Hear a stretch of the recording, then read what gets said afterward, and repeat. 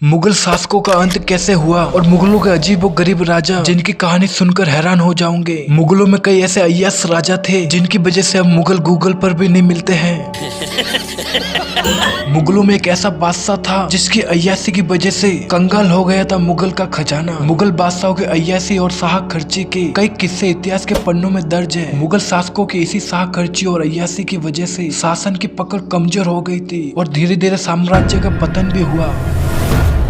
मुगल साम्राज्य के सबसे खर्चीले और अय्याश शासक के तौर पर शाहजहां का नाम आता है, जिसने शाही खजाने को लगभग खाली ही कर दिया था। क्योंकि आपने तो देखा ही होगा, शाहजहां ने लाल किला, जामा मस्जिद और ताजमहल जैसी ऐतिहासिक इमारतों का निर्माण किया था, जिसके लिए इस बादशाह को याद भी किया जाता है। ताजमहल और लाल किला जैसी आलीशान इमारतों को बनाने के लिए शाहजहां ने पानी की तरह पैसा बहाया था। इमारतों के निर्माण के अलावा शाहजहां के हरम में भी हजारों औरतें थी और उन पर बादशाह खूब पैसे लुटाते थे।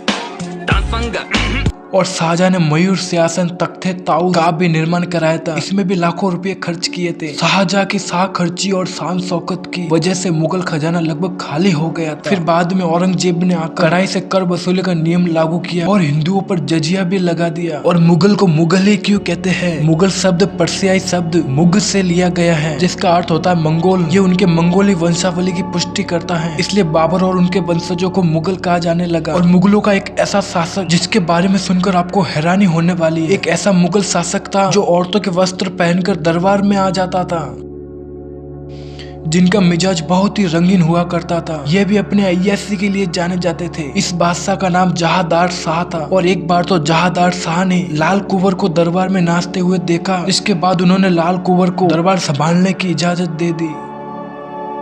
और आगे और वीडियो देखने के लिए चैनल को सब्सक्राइब करें और चैनल को खोलकर पिछली वीडियो भी देखें।